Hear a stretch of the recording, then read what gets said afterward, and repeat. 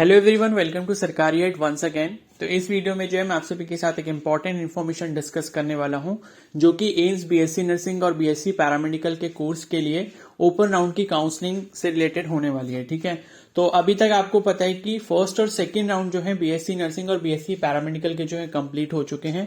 उनके रिस्पेक्टिव जो है एडमिशंस भी हो चुके हैं, जिसको जो इंस्टीट्यूट एलोकेट हुआ था। ठीक है, तो उसके बाद जो है आप सभी की बहुत ज्यादा मतलब क्वेरी इसके रिगार्डिंग आ रही थी कि ओपन राउंड के बारे में हमें कोई इन्फॉर्मेशन नहीं मिल रही है, ओपन राउंड कब से स्टार्ट होगा और ओपन राउंड का एलिजिबिलिटी क्राइटेरिया क्या है।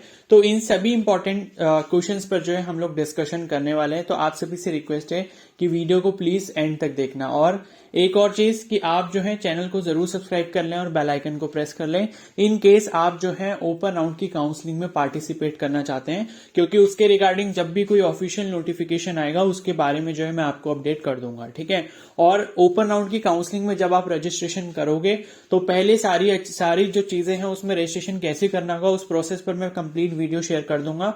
तो वो देखने के बाद ही अपना रजिस्ट्रेशन करना, प्लीज जल्दबाजी मत करना कि जैसे ही जिस दिन रजिस्ट्रेशन स्टार्ट हुआ आपने बिना कुछ सोचे समझे जो अपना रजिस्ट्रेशन कर लिया, तो इनकेस अगर कोई गलती होती है तो फिर आपको जो है प्रॉब्लम हो सकती है। ठीक है, तो यहां पर मैं आपको पहले एक चीज बता दूं कि सपोज अगर हम बीएससी नर्सिंग कोर्स की बात करें तो यहां पर जो सेकेंड राउंड का रिजल्ट है वो 12 अक्टूबर को यहां पर रिलीज कर दिया गया था।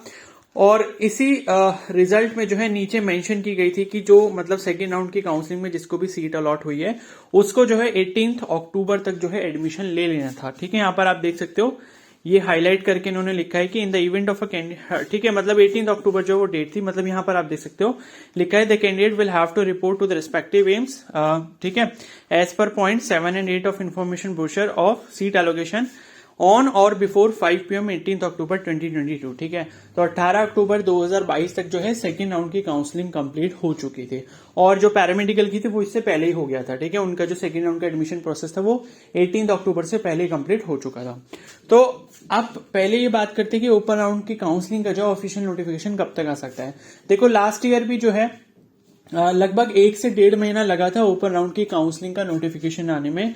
तो 18 अक्टूबर को हुआ है, तो अब आप ये देख सकते हो आज जो है 7 नवंबर है, तो लगभग 19 डेज जो है यहाँ पर 19 से 20 डेज जो यहाँ पर कंप्लीट हो चुके हैं सेकेंड राउंड को कंप्लीट हुए। तो आप ये मानकर चल सकते हो कि एक हफ्ते से 10 दिन के बीच में जो है आपका ओपन राउंड की काउंसलिंग के लिए नोटिफिकेशन रिलीज किया जा सकता है। ठीक है, ये मैं एक्सपेक्टेड आपको टाइम बता रहा हूं, लेकिन अब कितना टाइम लगता है वो तो उन्हें ही पता होगा ज्यादा बेटर, लेकिन मैं पिछले सालों के अकॉर्डिंग बता रहा हूं, मतलब जो पिछले ईयर्स में जो मतलब अभी तक ट्रेंड चल रहा है उसके अकॉर्डिंग मैं बता रहा हूं कि 1 से 1.5 मंथ्स के बीच में जो है आपकी काउंसलिंग का नोटिफिकेशन आ जाता है, और इस बार ऑलरेडी काफी ज्यादा जो है लेट हो चुके हैं सब चीजें।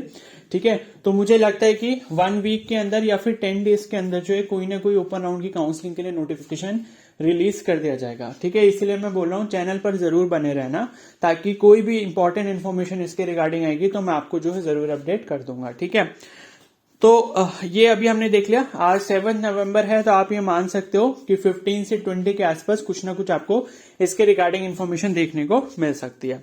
और ये है कि ओपन राउंड की काउंसलिंग जब होती है तो उसमें ज्यादा टाइम ये लोग नहीं लगाते हैं, रजिस्ट्रेशन का भी जो टाइम होगा वो कम ही रहेगा, मतलब 2 से 3 दिन के आसपास आपको टाइम मिलेगा। तो इसलिए प्लीज जरूर उस टाइम पर जो आप अलर्ट रहना। ठीक है, अब यहां पर बात कर लेते हैं कि इसकी एलिजिबिलिटी क्या रहेगी। ये देखो मैंने जो है प्रीवियस ईयर का जो 2021 का जो नोटिस था ओपन राउंड की काउंसलिंग का वो मैंने यहां पर स्क्रीन पर शेयर किया हुआ है। अब इस बार जो है कुछ चीजें चेंज हो भी सकती हैं और नहीं भी हो सकती हैं। ठीक है, तो वो डिपेंड करता है जब ऑफिशियल नोटिफिकेशन इस ईयर के लिए रिलीज कर दिया जाएगा तभी पता लग पाएगा। लेकिन ये जो मैं इन्फॉर्मेशन दे रहा हूं ये प्रीवियस ईयर के बेसिस पे दे रहा हूं, इसलिए ये जो भी इन्फॉर्मेशन है ये इस ईयर के लिए टेंटेटिव रहेगी। ठीक है, यानी कि कंफर्म इन्फॉर्मेशन अभी तक नहीं है। तो आप ये देख सकते हो मार्च में जो है 29 मार्च को जो है 2022 में रिलीज किया गया था ये इसका ओपन राउंड की काउंसलिंग का नोटिफिकेशन काफी लेट हुई थी। और यहां पर आप देख सकते हो ये इन्होंने क्या करा था, जैसे कि अभी तक पहले क्या होता था, इससे पहले मतलब 2021 से पहले, क्योंकि 2021 में कोविड की वजह से ओपन राउंड की काउंसलिंग जो थी वो ऑफलाइन मोड में नहीं हो पाई थी, इसलिए इन्होंने जो है ऑनलाइन कंडक्ट करवाई थी। लेकिन उससे पहले जितने भी ईयर्स में ओपन राउंड की काउंसलिंग हुई है वो ऑफलाइन मोड में ही की जाती है, यानी कि आपको जो है एम्स दिल्ली जाना पड़ता है। ठीक है, एम्स दिल्ली आप जाओगे, फिर आपको ऑफलाइन मोड में जो है काउंसलिंग में पार्टिसिपेट करना पड़ता है। उसके बेसिस पर जो है आपको जो भी इंस्टीट्यूट अलॉट होता है, फिर वहां जाके आपको एडमिशन लेना पड़ता है। ठीक है, तो अभी तक ऐसा ही ट्रेंड रहा है। तो आप ये सोच के पहले से चलना कि आप अगर ओपन राउंड की काउंसलिंग में पार्टिसिपेट करोगे तो आपको जो है एम्स दिल्ली जाना पड़ सकता है। भले ही आप जयपुर में रहते हो या फिर झारखंड में रहते हो, लेकिन आपको दिल्ली आना पड़ सकता है। ठीक है, तो वो सब इन्फॉर्मेशन तभी बताऊंगा जब ऑफिशियल नोटिफिकेशन आ जाएगा। अभी हम लोग कुछ नहीं कह सकते कि ऑफलाइन ही होगी या इस बार भी ये लोग ऑनलाइन करा सकते हैं। ठीक है, तो और उससे पहले जो है वैकेंट सीट पोजीशन भी आ जाएंगी, पता लग जाएगा कि मतलब कितनी कितनी सीट जो है कितने एम्स में वैकेंट है यहाँ पर। ओके, और उसके बाद जो है यहाँ पर प्रोसेस ऑफ काउंसलिंग लिखा है, इसको मैं समझा देता हूं थोड़ा सा। तो यहाँ पर लिखा है कि online seat allocation for open round of BSc honours nursing session 2021 will be held as per following process. ठीक है, पैरामेडिकल वालों के लिए भी ऑलमोस्ट सेम है, बस कुछ जो डिफरेंस है वो मैं अभी आपको आगे बता दूंगा। तो यहाँ लिखा है कि candidates who appeared in the entrance examination of BSc honours nursing for session 2021 held on 28 December 2021 are eligible to apply online and fill choices of preferences of institute for online seat allocation of open round। ठीक है, तो अब बहुत सारे बच्चे ये question पूछ रहे थे कि ओपन राउंड की काउंसलिंग में जो है पार्टिसिपेट कौन कर सकता है। तो मतलब आपके पास दो क्वेरी इसके रिगार्डिंग थी कि क्या वो कैंडिडेट्स पार्टिसिपेट कर सकते हैं जिनका रिजल्ट की पीडीएफ में नाम था। ठीक है, क्योंकि आपने देखा होगा जब आपका रिजल्ट आया था तो उस रिजल्ट में लगभग शायद 2000 के आसपास बच्चे थे, या पता नहीं शायद 3000, आई थिंक 4000 के आसपास बच्चे होंगे उस रिजल्ट में।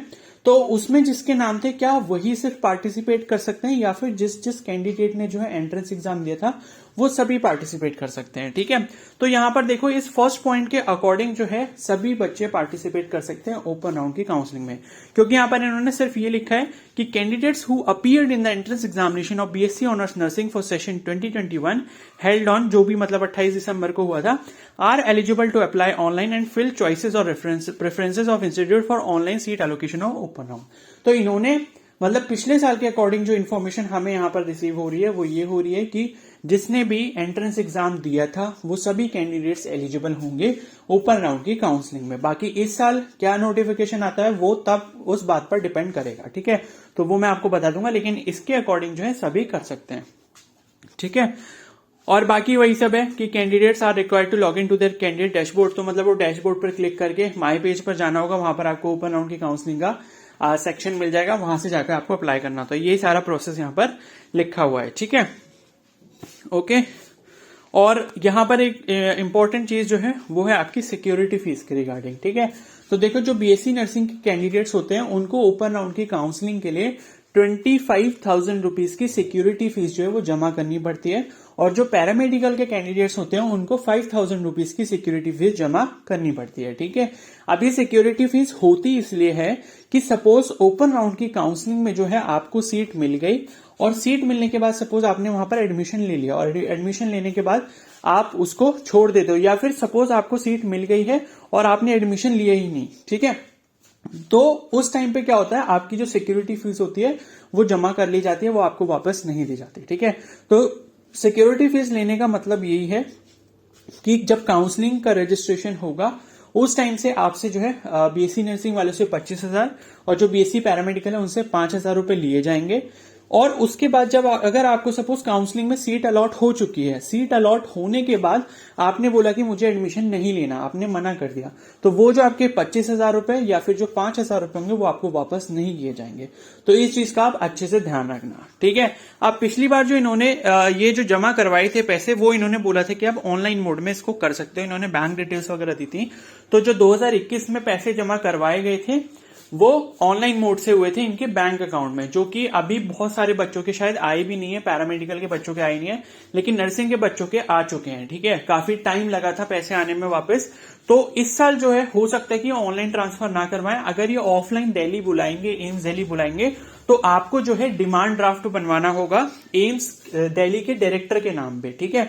वो सारी इन्फॉर्मेशन मैं आपको बता दूंगा कि कैसे बनवाना होगा, क्या करना होगा, वो जब नोटिस आ जाएगा तब मैं अच्छे से बताऊंगा, ठीक है। तो वो जो है डीडी बनवाना पड़ता है, डिमांड ड्राफ्ट बनवाना पड़ेगा, मतलब नर्सिंग के कैंडिडेट्स को 25,000 का और पैरामेडिकल के कैंडिडेट्स को 5,000 का।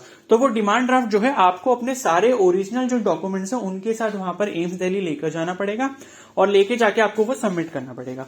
फिर उसके अकॉर्डिंग जितने कैंडिडेट्स वहां पर आए होते हैं उन सभी को जो है उनकी मेरिट लिस्ट के अकॉर्डिंग अरेंज किया जाता है। और उसके बाद अगर आपकी मेरिट लिस्ट मैच कर रही होगी, मतलब आप टॉप मेरिट में होगे, तो आपको जो भी सीट अलॉट होगी आपको पता लग जाएगा, वो बता देंगे कि आपको जो ये वाली सीट अलॉट हो गई है।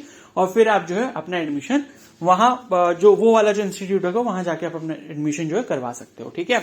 मतलब एडमिशन की जो बेसिक फॉर्मेलिटीज हैं वो आपकी एम्स दिल्ली में पूरी हो जाएंगी। बाकी जो डॉक्यूमेंट सबमिशन ये वाला सब जो काम होगा ये आपको अपने अलॉटेड इंस्टीट्यूट में जाके करवाना होगा, ठीक है। तो इस तरीके का कुछ प्रोसेस रहता है जो कि मैंने आपको ब्रीफ में समझा दिया है। तो बात यह है कि एक तो पहली चीज है कि अलर्ट रहना, क्योंकि जल्दी ही जो है ओपन राउंड की काउंसलिंग का नोटिफिकेशन आ जाएगा, मतलब 10-12 दिन के अंदर अंदर आ जाना चाहिए, ठीक है, मेरे अकॉर्डिंग जहां तक मैं समझ पा रहा हूं, ठीक है। क्योंकि ऐसा है कि सभी एम्स में क्लासेस भी स्टार्ट हो चुकी हैं, तो ये लोग ज्यादा देरी नहीं कर सकते ओपन राउंड के लिए, क्योंकि ओपन राउंड में काफी ज्यादा सीट्स जो है वो वैकेंट हैं। तो वो जो स्टूडेंट्स आएंगे उनका कोर्स जो है फिर पीछे छूट जाएगा, तो इसलिए ये ज्यादा डिले नहीं करेंगे। तो मुश्किल से 10-12 दिन के अंदर जो है आपका नोटिफिकेशन रिलीज हो जाएगा, ताकि प्रोसेस जो है जल्दी जल्दी कंप्लीट हो पाए, ठीक है। तो और इस बार भी मोस्ट प्रोबेबली 99% मैं यही बोल सकता हूं कि आपको एम्स दिल्ली जाकर ही ऑफलाइन मोड में पार्टिसिपेट करना होगा, ठीक है।